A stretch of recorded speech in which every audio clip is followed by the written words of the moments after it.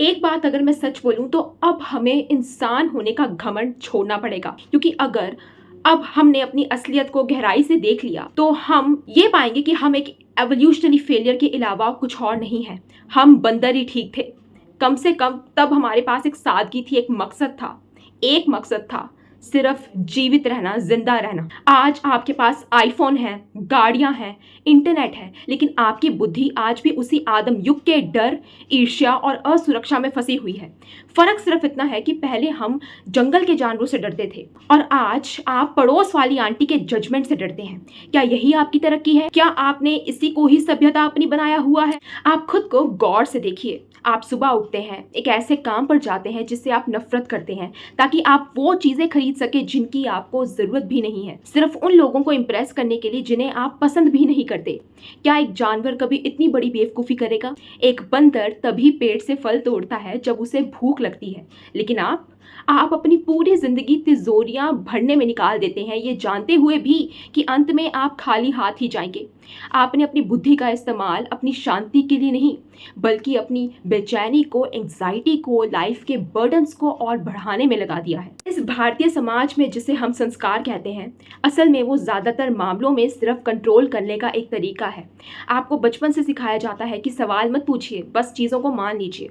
अगर आप सवाल पूछते हैं तो आप बदतमीज हैं। अगर आप अपनी शर्तों पर जीना चाहते हैं तो आप बागी हैं। लेकिन क्या आपने कभी सोचा है कि ये नियम किसने बनाए? ये नियम उन लोगों ने बनाए जो खुद डरे हुए थे, जो चाहते थे कि आप भी उसी भेड़ चाल का हिस्सा बने रहें ताकि उनका अपना अस्तित्व सुरक्षित रहे। आपने अपनी यूनिकनेस, अपनी इंडिविजुअलिटी को उस कलेक्टिव बेवकूफ़ी की वेदी पर चढ़ा दिया है जिसे आप समाज या सोसाइटी कहते हैं। वाओ, आपकी मोरालिटी, नैतिकता भी बड़ी अजीब है। आप बाहर मंदिर में माथा टेकते हैं, लेकिन घर आकर अपनी पत्नी को मानसिक प्रताड़ना देते हैं या अपने बच्चों के सपने का गला घोंट देते हैं। आप दान पुण्य करते हैं ताकि ऊपर वाले के साथ आप डीलिंग पक्की कर सकें, लेकिन एक गरीब इंसान को इज्जत की नज़र से देखने की आपकी औकात नहीं है। ये जो आपका पाखंड है, यही साबित करता है कि आप बंदर से इंसान तो बन गए, लेकिन आपके अंदर की संवेदनाएं विकसित होने के बजाय और भी संकुचित ही हो गई। अब बात करते हैं आपके रिश्तों की। हमारे समाज में शादियां दो इंसानों के बीच का मिलन नहीं, बल्कि दो परिवारों के बीच का एक बिजनेस ट्रांजैक्शन है। दिखावा, गोल्ड, सोना, दहेज, गिफ्ट्स और बनावटी मुस्कुराहटें। आप करोड़ों रुपए एक रात के तमाशे में फूंक देते हैं, सिर्फ ये दिखाने के लिए कि आपकी हैसियत क्या है, और उसके बाद पूरी जिंदगी उस कर्ज को उतारने में और उस घुटन भरे रिश्ते को ढोने में निकाल देते हैं। क्या किसी बंदर को आपने देखा है कि वो अपनी मादा को पाने के लिए जंगल के बाकी बंदरों को दावत देता फिरे? नहीं, क्योंकि वो जानते हैं कि लाइफ सिंपल है। आपने इसे जानबूझकर कॉम्प्लिकेटेड बनाया है ताकि आप अपनी ईगो को सेटिस्फाई कर सकें। अगर आप वाकई इस दलदल से निकलना चाहते हैं तो सबसे पहले उस वैलिडेशन की भूख को मार दीजिए जो आपको खोखला कर रही है। आप जो कपड़े पहनते हैं, जो भाषा बोलते हैं, जो भी करियर चुनते हैं, क्या वो वाकई आपको पसंद है, या वो सिर्फ इसलिए है क्योंकि आपको डर है कि अगर आपने कुछ नया, कुछ अलग सीख लिया, अपनी कम्युनिटी से अलग हो गए, तो आप पीछे छूट जाएंगे या कोई आपको रिकॉग्नाइज नहीं करेगा?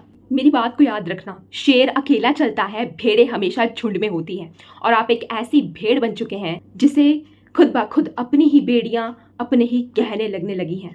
चलो अपनी फैमिली को देखो। मैं ये नहीं कह रही हूँ कि उनसे प्यार मत कीजिए, लेकिन अगर आपकी फैमिली आपकी ग्रोथ की दुश्मन है, अगर वो आपको अपनी जागीर समझते हैं, तो आपको उनसे दूरी बनाने का पूरा हक है। खून का रिश्ता कोई लाइसेंस नहीं है कि कोई भी आपके आत्मसम्मान को रौंद सके। हमारे समाज में माता पिता को भगवान का दर्जा दिया जाता है, और इसी का फायदा उठाकर कई माँ बाप, कई लोग अपने बच्चों को इमोशनल ब्लैकमेल करते हैं। अगर आपके माता पिता आपकी मानसिक शांति छीन रहे हैं तो चुपचाप सहना संस्कार नहीं, बेवकूफ़ी है एक नंबर की। अपनी बाउंड्री सेट कीजिए, सख्त बनिए। जब तक आप नो ना कहना नहीं सीखेंगे, दुनिया आपका इस्तेमाल एक पायदान की तरह करती रहेगी। आपकी फाइनेंशियल इंडिपेंडेंस आपकी आज़ादी की पहली सीढ़ी है, लेकिन यहाँ भी आप बहुत सारी गलती करते हैं। आप पैसा इसलिए कमाना चाहते हैं ताकि आप समाज को दिखा सकें। नहीं, पैसा इसलिए कमाइए ताकि आपको कभी किसी ऐसे इंसान के सामने हाथ ना फैलाना पड़े जिसे आप पसंद नहीं करते। पैसा आपके लिए एक हथियार होना चाहिए, स्टेटस सिंबल नहीं। जिस दिन आप दिखावे के खर्चे बंद कर देंगे, उस दिन आप असल में अमीर होना शुरू होंगे। मैं मानती हूँ आजकल की जनरेशन ज़्यादा अवेयर है, मेंटल हेल्थ की बातें बहुत करती है, लेकिन उनके पास डिसिप्लिन की बहुत भारी कमी है। आप रात भर फ़ोन स्क्रॉल करते हैं, दूसरों की नकली ज़िंदगी देखकर अपनी असल ज़िंदगी को कोसते हैं और फिर कहते हैं कि आप डिप्रेस्ड हैं। आप डिप्रेस्ड नहीं, आप सिर्फ डिसिप्लिन की कमी का शिकार हैं। आपने अपने दिमाग को एक कूड़ादान बना दिया है जिसमें हर कोई अपनी राय डालकर चला जाता है। इसे साफ कीजिए। जानकारी और ज्ञान में फ़र्क होता है। आपके पास बहुत जानकारी है लेकिन समझदारी शून्य है। आप जिस इज्जत के पीछे भागते हैं वो इज्जत भी क्या है? 4 लोग आपके बारे में क्या सोचेंगे?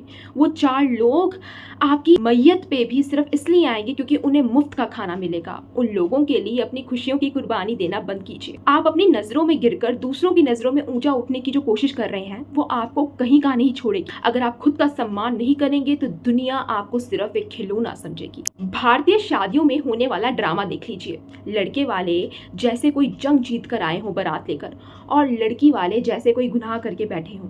ये जो पावर डायनामिक्स है ये हमारी सड़ी हुई सोच का नतीजा है और आप इस वीडियो को देख रहे हैं। अगर आप भी इसी सिस्टम का हिस्सा बने हुए बिना किसी विरोध के बैठे हुए हैं तो आप भी इसी बर्बादी का बराबर का भागीदार हैं। बदलाव सिर्फ बातों से नहीं आता, बदलाव स्टैंड लेने से आता है, चाहे वो स्टैंड आपके अपने परिवार के खिलाफ क्यों ना हो। कठोर बनिए। अपनी भावनाओं को उन लोगों पर बर्बाद मत कीजिए जो आपकी कीमत नहीं जानते। ये जो नाइस पर्सन बनने का कीड़ा आपके अंदर है इसे मार दीजिए। अच्छे बनिए लेकिन इतने भोले नहीं कि लोग आपको आकर कुचल दें। आपका शांत रहना आपकी कमजोरी नहीं, आपकी सबसे बड़ी ताकत होनी चाहिए। जब आप बिना चिल्लाए बिना गुस्से किए किसी को उसकी औकात दिखाते हैं तो वो वार सबसे गहरा होता है। क्या आपने नोटिस किया है हम इंडियंस दूसरों की बुराई करने में इतना मज़ा आनंद क्यों लेते हैं? क्योंकि हमारी अपनी ज़िंदगी इतनी खोखली खाली है कि हमें दूसरों की कमियों में अपनी जीत नज़र आने लगती है। ये बंदरों वाली मानसिकता है, एक दूसरे को नोचना। अगर आप इससे ऊपर उठना चाहते हैं तो अपने काम पर ध्यान दीजिए। अपने स्किल्स को इतना शार्प कीजिए कि आपकी सफलता ही आपके दुश्मनों के लिए सबसे बड़ा तमाचा हो। समाज कहता है कि एक उम्र के बाद आपको शादी कर लेनी चाहिए, बच्चे कर लेने चाहिए। क्यों? ताकि आप भी उसी अंतहीन लूप में फंस सकें। अगर आप तैयार नहीं हैं, अगर आपको नहीं लगता कि आप एक नई जान की जिम्मेदारी उठा सकते हैं तो सिर्फ इसलिए माता पिता मत बनिए क्योंकि सोसाइटी ऐसा चाहती है। दुनिया को और ज़्यादा अनचाहे और बिना संस्कार वाले बच्चों की ज़रूरत नहीं है। पहले खुद एक पूर्ण इंसान बनिए, फिर किसी और को दुनिया में लाने का सोचिए। ये जो आपकी परंपराएं हैं जो तर्क से परे हैं उन्हें त्यागने की हिम्मत रखिए। अगर कोई रस्म आपकी गरिमा को कम करती है तो वो रस्म नहीं, एक बेड़ी है और बेड़ियों को तोड़ा जाता है, पूजा नहीं जाता। आप भगवान की मूर्ति के सामने घी के दिए जलाते हैं जबकि बाहर कोई बच्चा भूख से मर रहा होता है। क्या आपको वाकई लगता है कि आपका ईश्वर इससे खुश होगा? आपकी बुद्धि कहाँ मर जाती है? ये सारा का सारा ये अंधविश्वास और ये ढोंगी है जिसने हमें एक सोच समझ रखने वाले कौम से दूर रखा है। याद रखिए, आप इस धरती पर किसी को खुश करने के लिए नहीं आए हैं। आप यहाँ पर अपना बेहतरीन वर्जन बनने के लिए आए हैं, लेकिन आपने अपना पूरा पोटेंशियल उन लोगों की राय के नीचे दबा दिया है जो खुद अपनी ज़िंदगी में नाकाम है।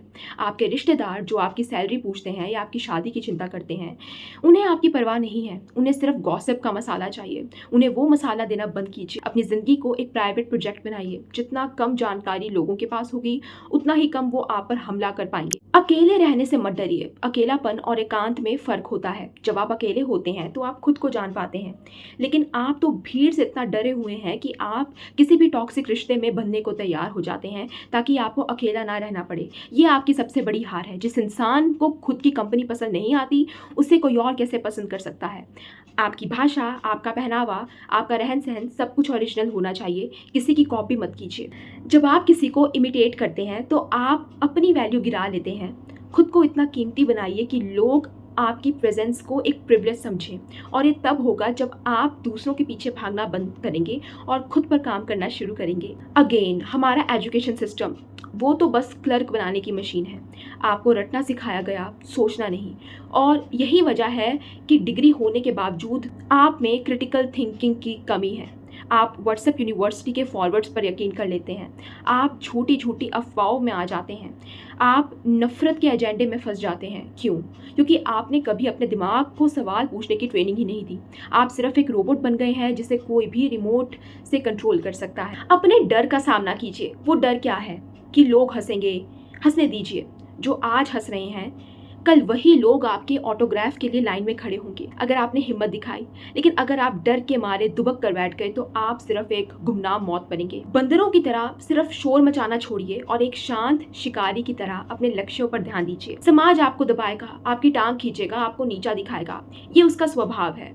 आपका काम उनसे लड़ना नहीं है, आपका काम उनसे इतना ऊपर उठ जाना है कि उनकी आवाज़ें आपके तक पहुंचे भी नहीं। अपनी एनर्जी को बेकार के वाद विवाद में मत गवाइए, मौन रहिए, लेकिन उस मौन में एक गहराई होनी चाहिए, एक चेतावनी होनी चाहिए। इंसान होने का दावा भी तभी कीजिए जब आप अपनी कॉन्शियसनेस को जागृत कर सकें, वरना ये जो हड्डी और मांस का ढांचा लेकर आप घूम रहे हैं, ये तो जानवर भी लेके घूमते हैं। बंदरों से हमने बहुत कुछ सीखा, लेकिन शायद हम उनकी सहजता भूल गए और उनकी शरारत और विनाशकारी प्रवृत्ति को अपना लिया। अपनी जड़ों की तरफ देखिए, लेकिन उन जड़ों को नहीं जो आपको बांधती हैं, बल्कि उन जड़ों को जो आपको पोषण देती हैं।